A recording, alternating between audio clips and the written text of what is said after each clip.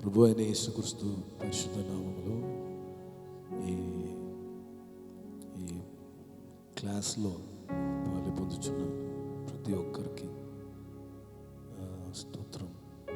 దేవుడు దైవిక ఆశీర్వాదమును అనుగ్రహించునుగాక. ఇది ఒక ఇంట్రొడక్షన్ క్లాస్.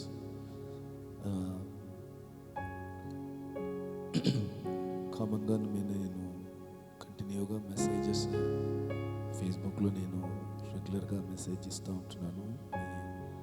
యేసుక్రీస్తు యొక్క 7 స్థాయి, యేసుక్రీస్తు అటువంటి పరిచయం చేయడానికి కారణమేమి, ఆ 7 స్థాయిలో మనము ఎంచబడామంటే ఈ భూమిలో యేసు ప్రభువును తప్పకుండా మనం అందరం చూపించవచ్చు. అనేక క్రైస్తవులు స్ట్రగుల్ అవుతున్న విషయం ఏమంటే ఆయన దేవుడు, నేను మనిషి అని చెప్పి.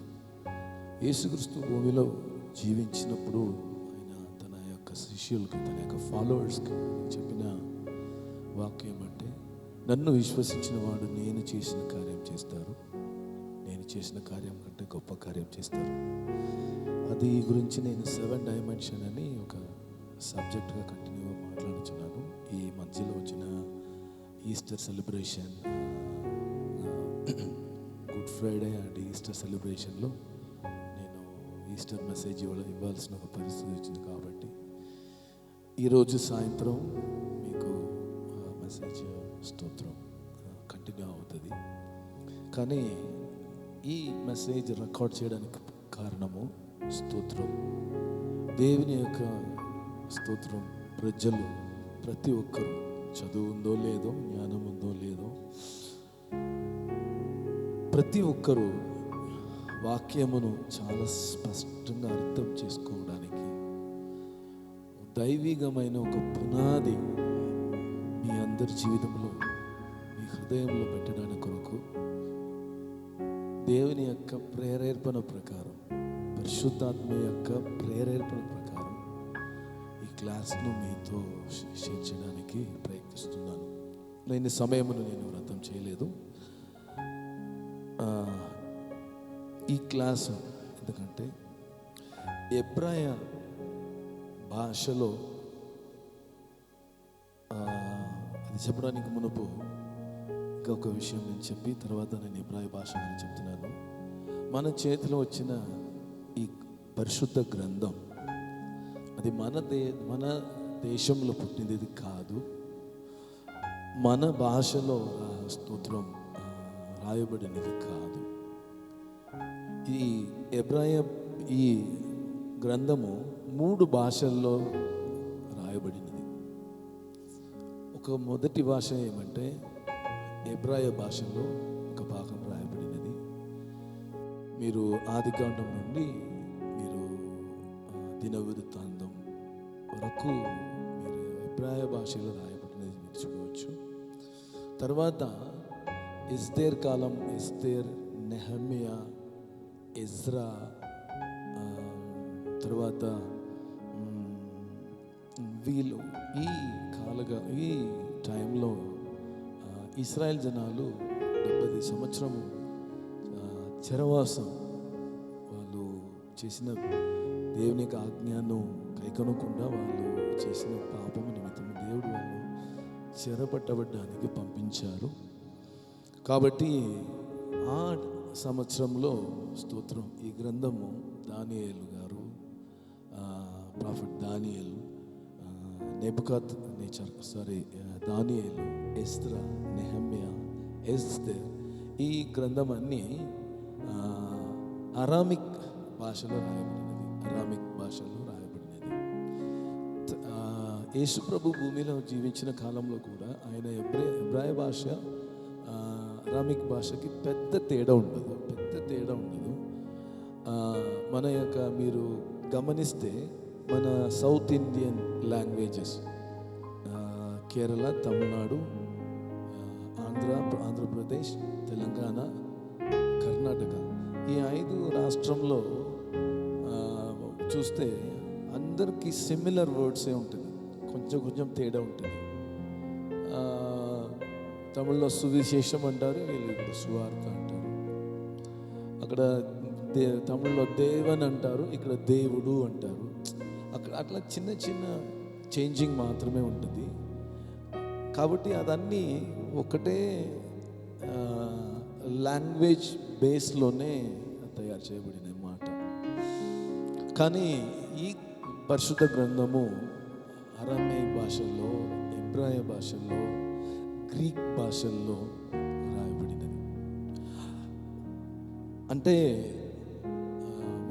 మన చేతిలో ఉన్న బైబిల్ మనము ఇప్పుడు చదువుతున్నది తప్ప అని అడిగితే దాంట్లో ఇంట్రడక్షన్లోనే రాయబడినది. ఓకేనా? ఈ గ్రంథము ఎబ్రేయు, గ్రీక్ అన్న మూల భాషలో నుండి మన భాషలకి తర్జుమా చేయబడబడింది. ఇది తర్జుమా చేయబడిన భాష. నేను ఒక చరిత్ర విన్నాను. కేరళలో ఒక సేవకుడు, పేరు మర్చిపోయాను, అదన్నీ మెమరీలో తీసుకురావడం నాకు టైం లేదు. కేరళలో ఒక దైవజనుడు తనకి తర్జుమా చేయడానికి, ఇంగ్లీష్లో నుండి తర్జుమా చేయడానికి ఒక వ్యక్తిని వెతికారంట. అప్పుడు ఆయన తాగుడు అలవాటు ఉన్నాడు. కాబట్టి ఈ సేవకుడికి సువార్త ఎలాగానే ప్రకటించాలి, కాబట్టి తర్జుమా చేయడానికి అవసరం వచ్చింది. కాబట్టి ఒక బ్రాహ్మణ ఫ్యామిలీలో నుండి పుట్టిన ఒక వ్యక్తి, ఆయన తాగుడుకు బానిసడుగా ఉన్నారు. కాబట్టి ఈయన ఒకసారి అడిగారంట, నీకు మంచిగా ఇంగ్లీష్ వస్తుంది, నాకు తర్జుమా చేస్తావని చెప్పి. అప్పుడు ఆయన చెప్పారంట, నాకు తాగుడుకి, కళ్ళు తాగడానికి నీ డబ్బు ఇస్తే ఏది కానీ చేస్తాను. సమ్ టైం ఆయన మెసేజ్ ఇస్తున్నప్పుడు ఆయన తాగి స్టేజ్కి వస్తారంట. ఆ సేవకుడు ఒక చేతిలో బైబిల్ గ్రంథము, ఇంకా ఒక చేతిలో ఆయన పట్టుకొని మాట్లాడతారంట. దేవుడు మిమ్మల్ని దీవిస్తున్నారు అని ఈ సేవకుడు చెప్తే ఈయన చెప్తారంట, వాడు దేవుడు మిమ్మల్ని దీవిస్తారంట. అట్లా తర్జుమా చేశారంట. దేవుడు యేసుక్రీస్తు నిజమైన రక్షకుడు అంటే వాడు యేసుక్రీస్తు నీకు నిజమైన రక్షకుడు అంటారంట. అట్లా చాలా. ఇంకా ఒక సీగన్ పాల్క్ అన్న ఒక దైవజనుడు 33 సంవత్సరమే ఈ భూమిలో బ్రతికినారు. 33 సంవత్సరమే. ఆయననే న్యూ టెస్ట్మెంట్ అది తమిళనాడులో ఒక భాగం ఉంది, నాకు అది మర్చిపోయినది. ఇప్పుడు కూడా ఆయన కట్టిన ఆలయము, అక్కడ బైబిల్ కాలేజ్ ఉంది. సౌత్ ఇండియన్ చర్చ్ వాళ్ళు నాయకత్వంలో ఆ చర్చ్ ఉంది, నేను నమ్ముచున్నాను. ఆయన 33 సంవత్సరమే ఆయన ఈ భూమిలో బ్రతికారు. ఆయన జర్మన్లో నుండి వచ్చిన ఒక సేవకుడు. ఆయన తల్లి జర్మన్లో ఉన్నప్పుడు ఆయన తల్లి చనిపోయినది. చనిపోవడానికి మునుపు తన తల్లి తన కుమారుడితో చెప్పింది ఒక మాట, బిడ్డ, నేను నా తండ్రి దగ్గర వెళ్తాను, నాకు ఇచ్చిన పనిని నేను పూర్తి చేశాను అనుకుంటున్నాను, కాబట్టి దేవుడు నన్ను తీసుకుంటున్నారు, నేను దేవుని యొక్క ఒడిలో విశ్రాంతి తీసుకోబోతున్నాను, కానీ నాకు ఒక మాట నీవు ఇస్తావా అని చెప్పి అడిగారంట. ఆయన చెప్పమ్మా, నేను చేస్తా అని చెప్పినప్పుడు సువార్త ప్రకటించడానికి, సువార్త అవసరం ఉన్న దేశానికి నీవు వెళ్ళాలి, అక్కడ వెళ్ళి సువార్త ప్రకటించాలి.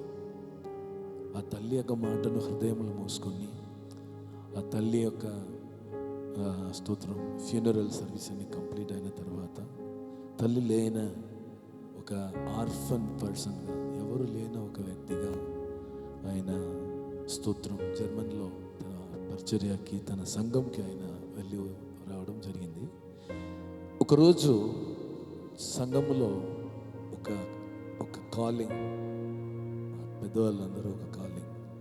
మన సంఘంలో నుండి కొన్ని సేవకులను సేవ కొరకు మేము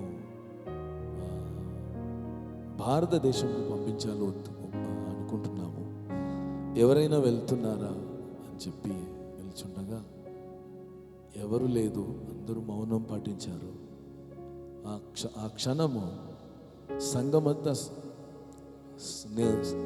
నిశ్శబ్దంగా ఉన్నప్పుడు స్తోత్రం ఒక్క వ్యక్తి లేచి చేతులు ఎత్తుకొని ఆల్టర్ ముందుకు వచ్చి చెప్తున్నారు, నన్ను పంపించండి, నేను వెళ్తా. దేవుని యొక్క వాక్కు ఎలాగ సెలవిస్తుంది, ఎవరును నేను పంపించదను, మన కార్యముగా ఎవరు మన పక్షంలో వెళ్తారు. యెషయా ప్రవచనం 6వ అధ్యాయంలో మీరు చదివితే అది దేవుని యొక్క హృదయంలో ఉన్న హృదయం కొట్టుకుంటుంది. ఆయన యొక్క సువార్త ప్రతి ఒక్కరూ అర్థం పొందుకోవాలని. సీగన్ పాల్కాయి అన్న దైవజనుడు భారతదేశంకి వచ్చి స్తోత్రం ఆయననే ఇసకాలో స్తోత్రం తన యొక్క వేలు ద్వారా అక్షరాలు రాసి నేర్చుకున్నారు.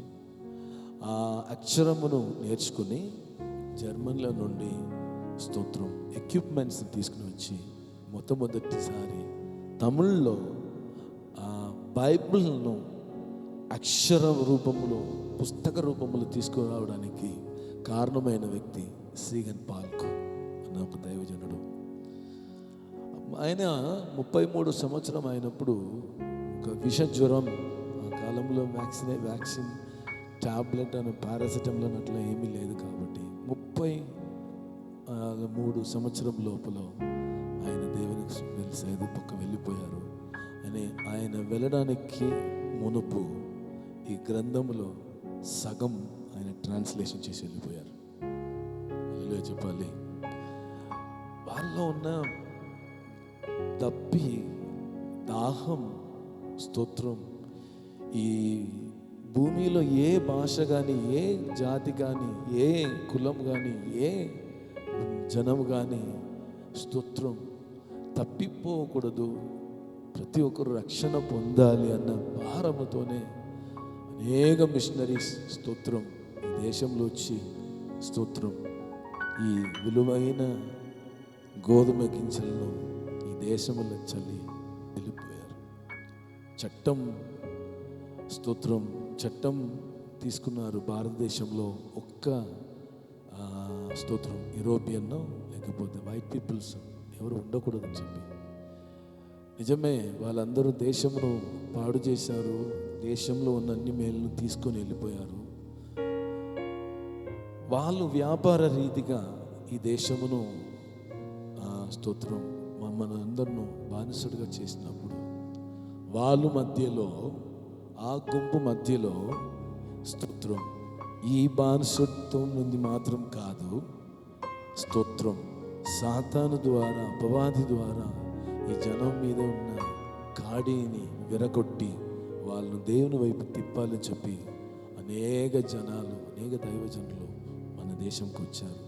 వచ్చిన వాళ్ళు అనేకలు మలేరియా ద్వారా స్తోత్రం, విష జ్వరం ద్వారా స్తోత్రం, సరైన ఆహారం దొరకకుండా, మంచి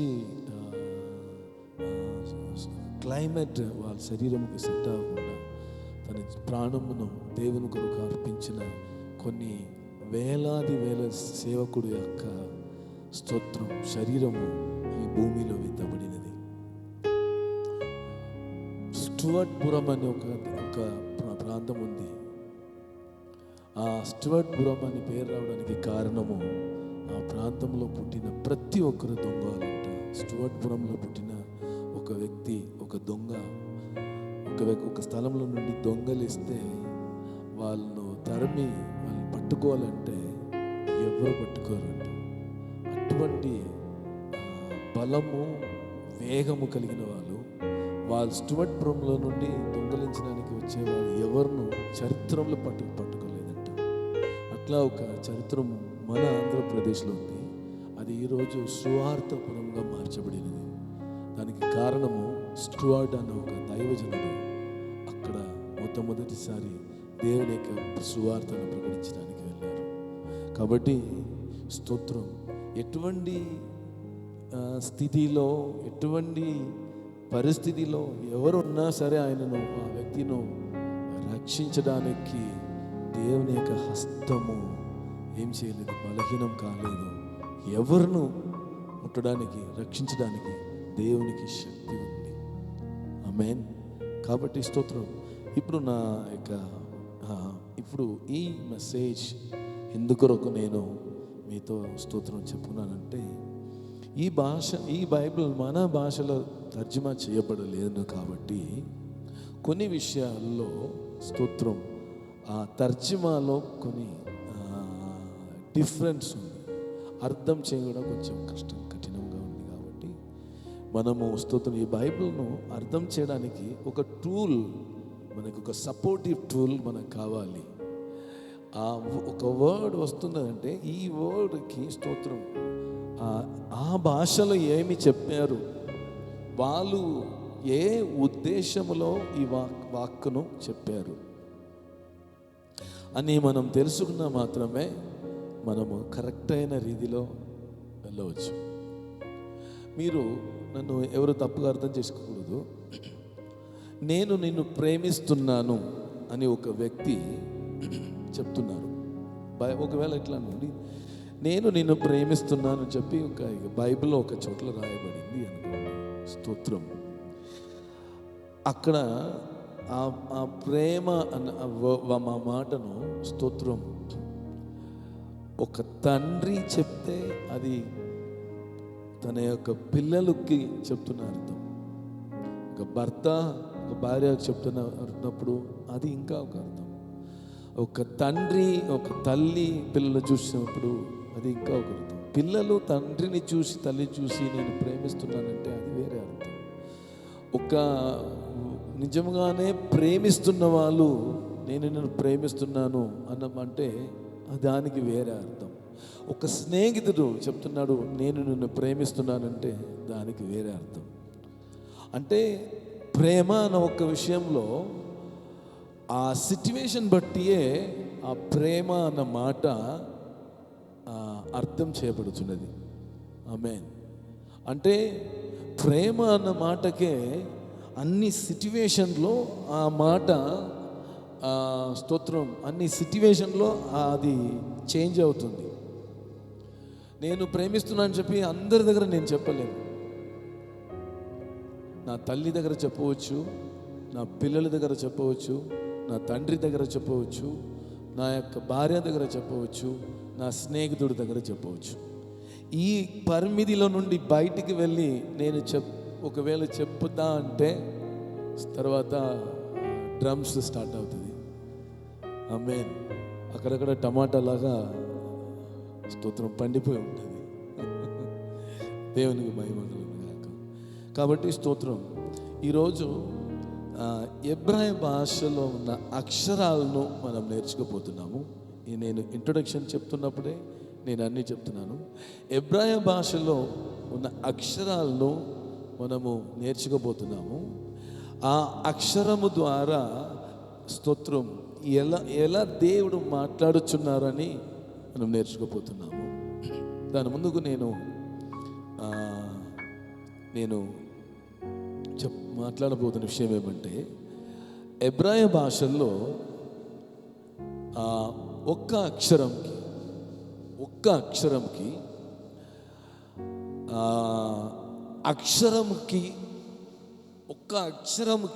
అక్షరములో చాలా అర్థం ఉంది. Letter meaning. రెండవది symbolic meaning. First one letter meaning.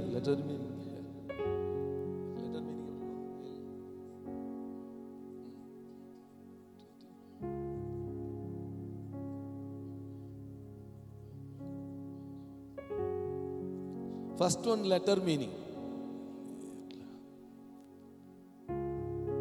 Second one symbolic meaning.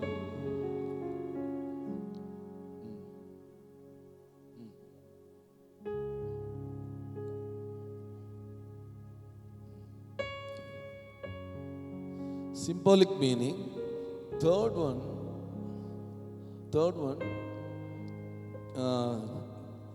gematria.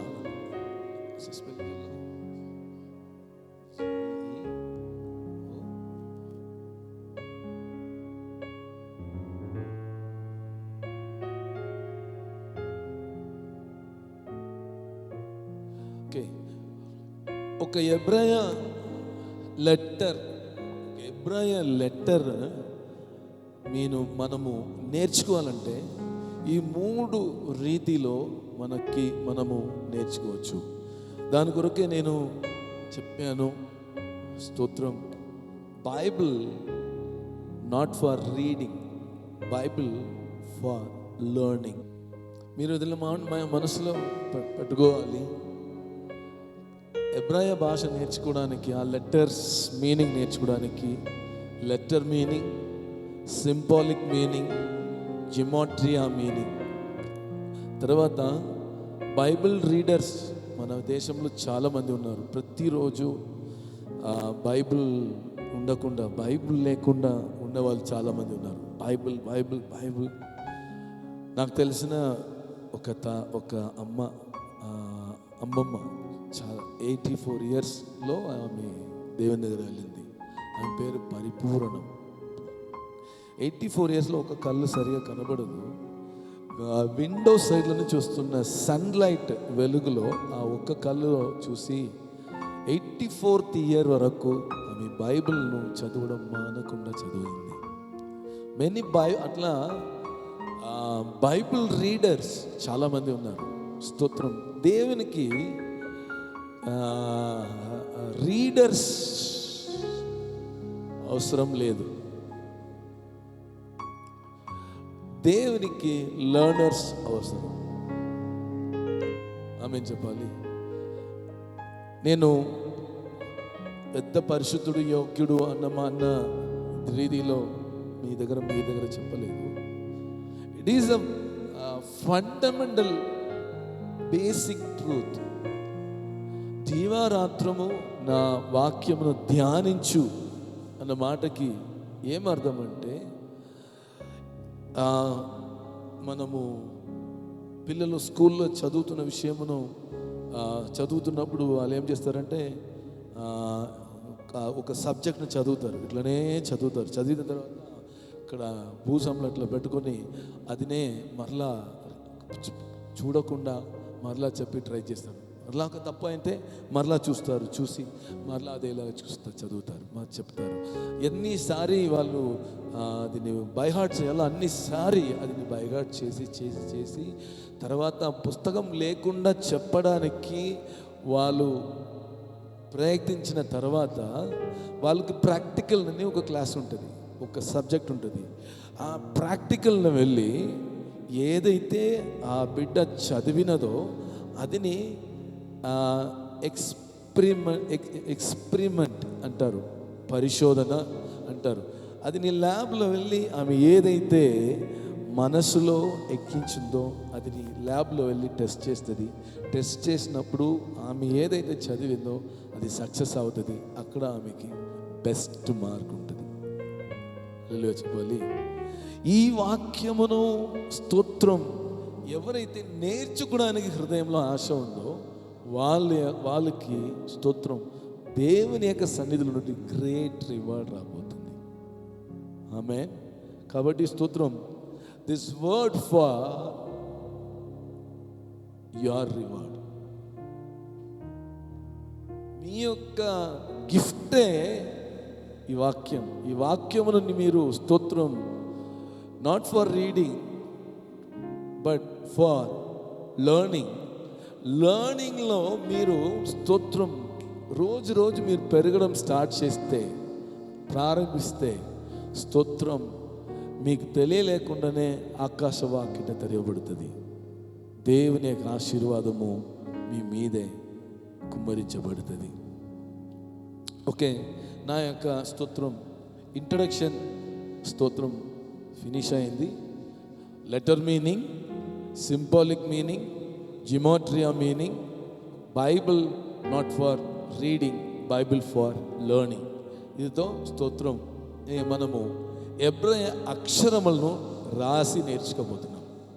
ఎబ్రాయ అక్షరమును ఎలా రాయాలి, అది రాసిన తర్వాత మీరు స్తోత్రం సెకండ్ సెషన్లో స్తోత్రం లెటర్ మీనింగ్ మనం నేర్చుకోబోతున్నాము, సింబాలిక్ మీనింగ్ నేర్చుకోబోతున్నాము, తర్వాత జిమాట్రియా మీనింగ్ నేర్చుకోబోతున్నాము. ఆమేన్, హల్లెలూయా. నేను నమ్ముచున్నాను స్తోత్రం అందరూ చాలా ఇంట్రెస్ట్గా, చాలా ఉత్సాహంగా ఉన్నారు నేను నమ్ముచున్నాను. ఈ వాక్యము మీరు వింటున్నప్పుడు మీ చేతిలో పెన్ను, పెన్సిలో మీ యొక్క బ్లాంక్ నోట్ తప్పకుండా చేతులు పెట్టుకోండి. స్తోత్రం. ఇంకా ఒక ఇన్ఫర్మేషన్ మీకు స్తోత్రం నేను చెప్పబోతున్నాను. ఇది నేను క్లీన్ చేసిన తర్వాత నేను చెప్తాను.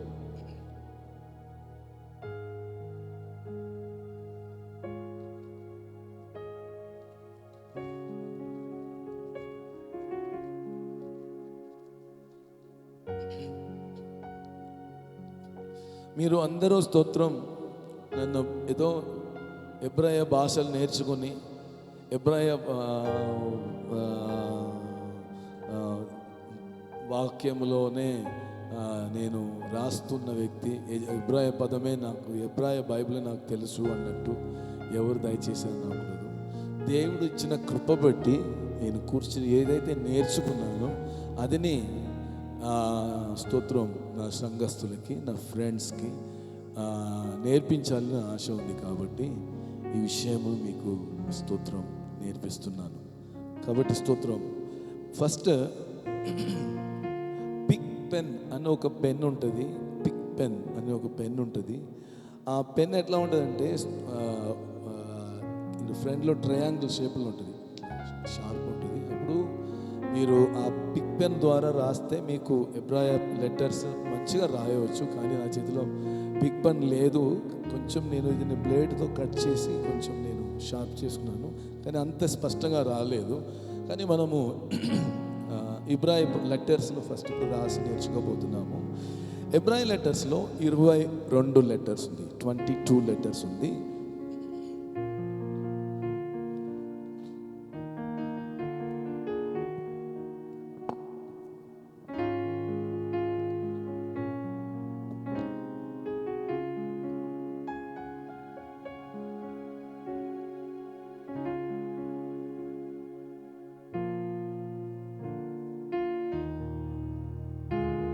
Aleph,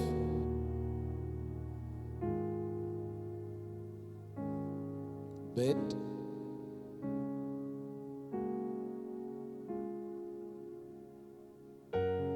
Gimal,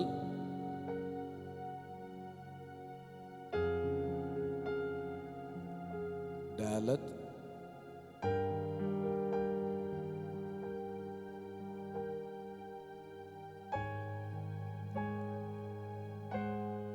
this is He, Vav,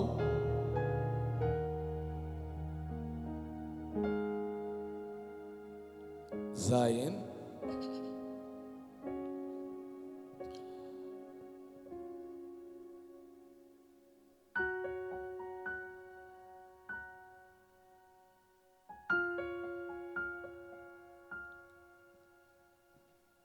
Ket,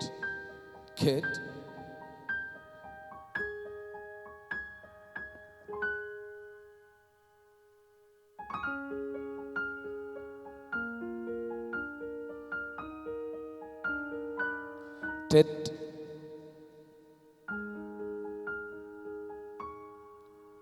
Yud,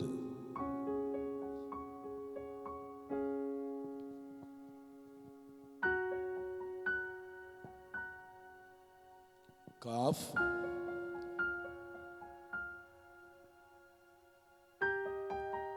ఈ అక్షరంకి 2 లెటర్స్ వస్తుంది. ఇది ఒక పేరు రాస్తున్నప్పుడు ఫస్ట్ ఈ కాఫ్ రాయాలంటే ఈ లెటర్ వస్తుంది. ఈ లెటర్ ఇది కూడా నేను రాస్తున్నాను. ఇప్పుడే అది చదువుతున్నప్పుడే కలిసి చదువుకుంటే మంచిదని చెప్పి ఈ లెటర్ ఏమవుతుందంటే లాస్ట్లో రాయడానికి, అంటే ఇది రెండు ఒకటే లెటర్స్. స్తోత్రం.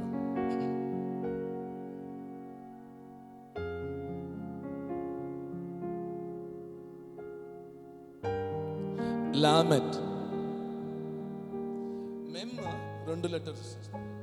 మెమ్ నెక్స్ట్ లెటర్ మెమ్.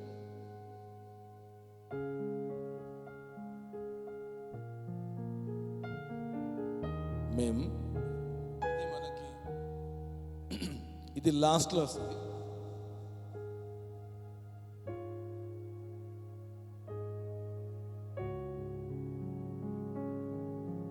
ఇది ఫస్ట్లో వస్తుంది మెమ్.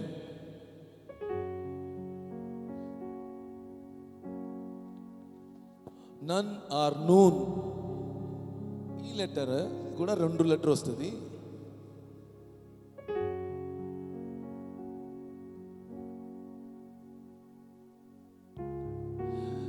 ఈ నూన్ చూస్తే బిగినింగ్లో ఈ లెటర్ రాయొచ్చు, ఈ నూన్ ఫినిషింగ్లో లాస్ట్లో వస్తుందంటే ఈ లెటర్ రాయాలి. ఇది రెండు కూడా ఒకటి. తర్వాత సామెక్,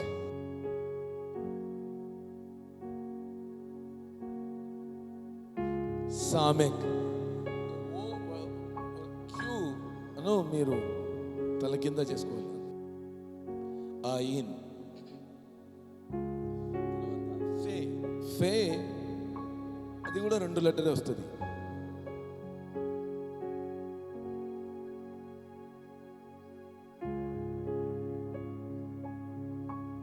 ఇది ఫస్ట్ రాస్తున్నప్పుడు ఫే వస్తుంది. సేమ్ ఇదే ఫే. ఇఫ్ అన్న కాఫ్ అన్న మాట వచ్చినప్పుడు లెటర్ లాస్ట్లో వస్తున్నప్పుడు ఈ లెటర్ వస్తుంది. సాడై కూడా రెండు లెటరే వస్తుంది. ఎల్ షడాయ్ అన్న మాటకి.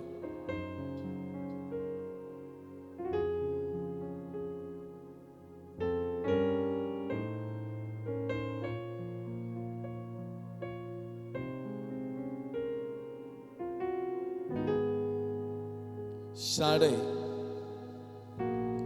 ఇది ఫస్ట్ స్టార్టింగ్లో వచ్చినప్పుడు షాడై ఫస్ట్లో వచ్చినది. నెక్స్ట్ సేమ్ లెటర్ నేను రాస్తున్నాను చూడండి.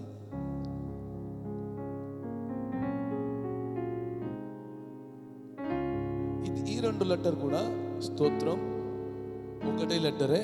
ఇది బిగినింగ్లో రాసినప్పుడు, ఇది లాస్ట్లో రాసినప్పుడు.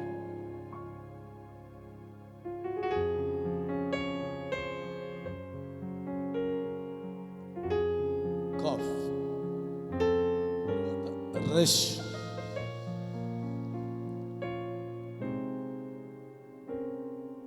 రెష్. Next word Shin.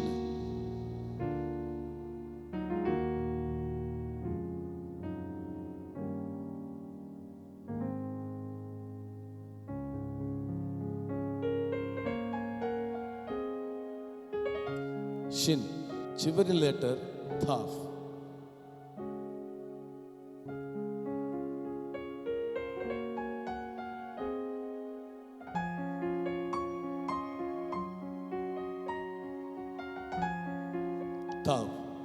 నేను ఏదైతే రెండు లెటర్స్ వస్తుందో అది మీకు రెడ్ మార్క్లో మీకు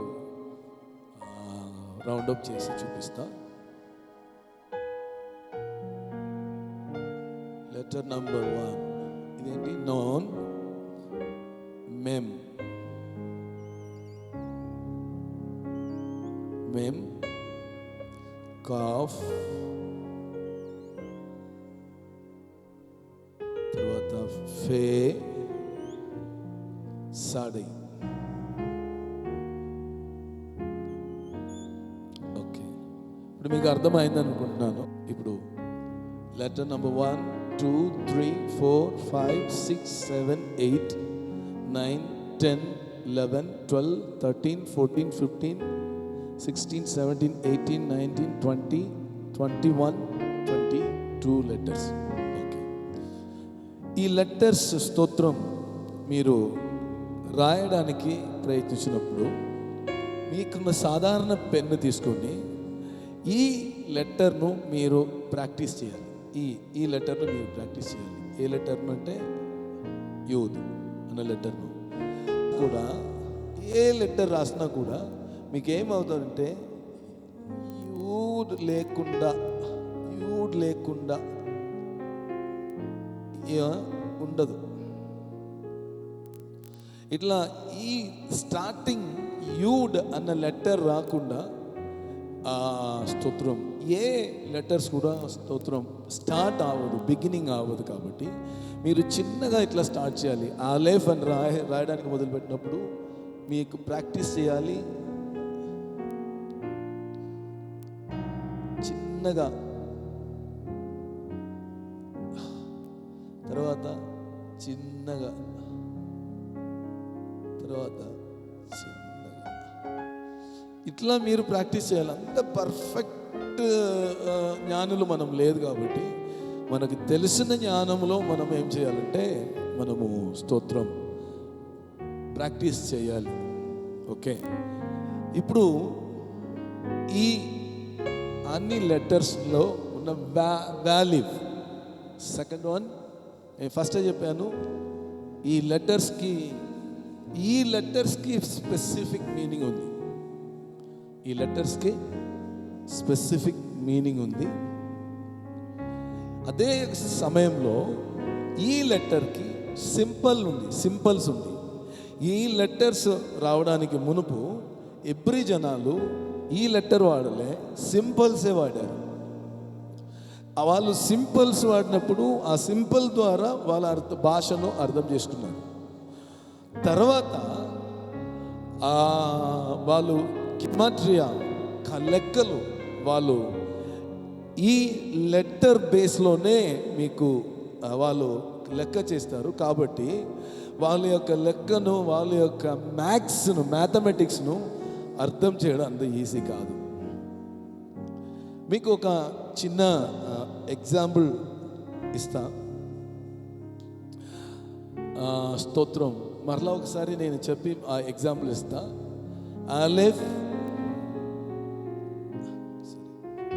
ఆలెఫ్, bet, gimel, dalet, he, vav, zayin, chet, tet, yod, kaf, lamed, మెమ్, noon, samekh, ayin, fe, సాడే, ఖాఫ్, rush, Shin, తావ్. మరలా ఒకసారి చెప్తున్నాను. తావ్, షిన్, రెష్, ఫే, సాడే, ఖాఫ్, ఆయిన్, టెట్, యాడ్, ఖాఫ్, లామెట్, మెమ్, నూన్, సామెక్, టెట్, జాయిన్, వావ్, హే, డాలెత్, గిమెల్, బెట్, ఆలెఫ్. హల్లెలూయా, స్తోత్రం. ఇది మీరు ఒక చిన్న ఎగ్జాంపుల్ చెప్తున్నాను.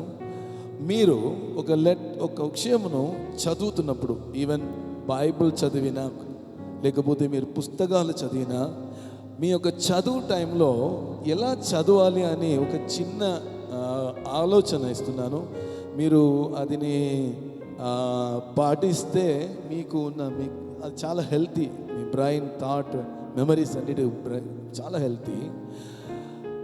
మీరు ఆలేఫ్ నుండి తావు వరకు చదివిన తర్వాత మీరు తావుల నుండి రిటర్న్ మీరు చదవాలి.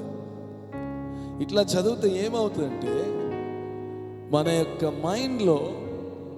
మైండ్ ఎట్లా అంటే ఫస్ట్ తీసుకున్నప్పుడు రివర్స్లో తీసుకుంటుంది. సెకండ్ మనము కింద నుండి వెళ్తున్నాం, అది ఫార్వర్డ్లో తీసుకుంటాం.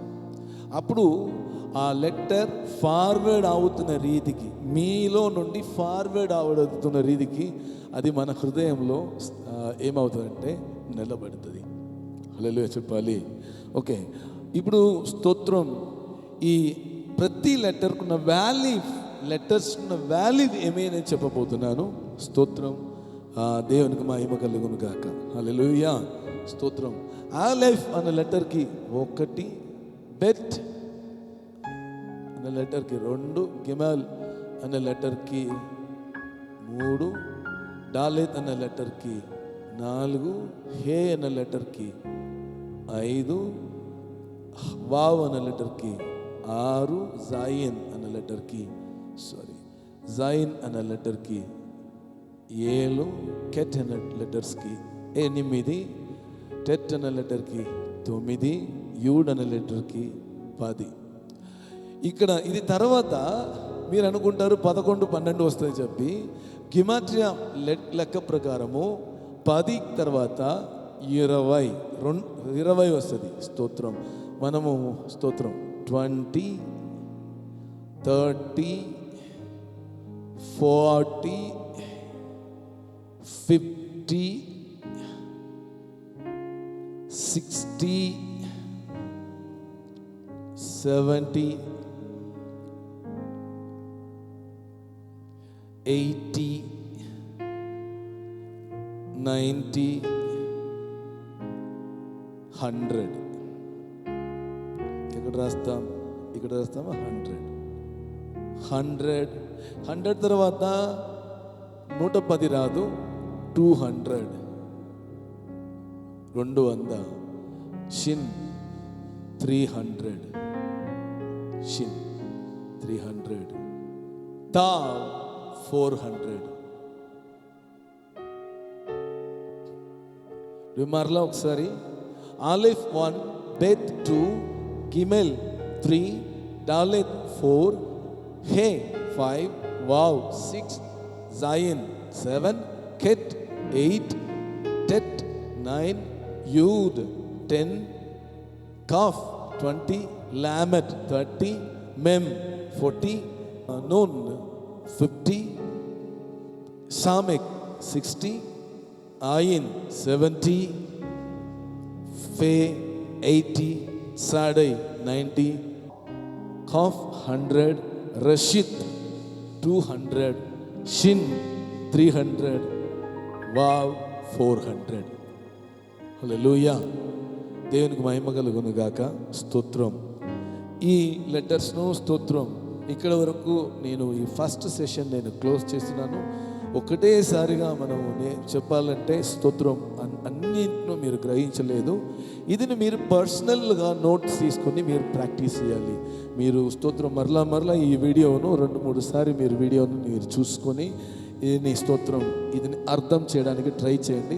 Just believe it, that's all. ఇది తర్వాత ఒక్క లెటర్కున్న అర్థం నేను చెప్పబోతున్నాను. అది అన్ని వాక్యంలో నుండి చెప్పబోతున్నాను. అన్నిటికీ వర్డ్లో రెఫరెన్స్ ఉంది. ఆ రెఫరెన్స్ను మీరు మీ దగ్గర నేను పంచుకున్నప్పుడు మీరు బైబిల్ చదువుతున్న రీతియే వేరే అయిపోతుంది. మీరు బైబిల్ను చూస్తున్న ఆ రీతి ఇదివరకు ఉన్నట్టు ఉండదు. అసాధారణమైన స్తోత్రం, ఒక ప్రత్యక్షత దేవుడు మీకు అనుగ్రహించబోతున్నారు. నేను మీ కొరకు స్తోత్రం ప్రార్థన చేయబోతున్నాను. 2 చేతులు పైకెత్తండి. మా పరలోకము తండ్రి, నజరేయుడైన యేసుక్రీస్తు అతి పరిశుద్ధ నామములో దైవిక జ్ఞానముతో వాక్యమును నేర్చుకోవడానికి వాక్యముల అక్షరములు తండ్రి నీ చెప్పినావు. ఈ వచనంలో స్తోత్రం ఒక అక్షరము ఒక 0 కూడా తండ్రి స్తోత్రం నీ వ్రతంగా రాయలేదు. అన్నిటికీ నీ పరలోకములో మహిమ ఇచ్చి ఉన్నావు తండ్రి.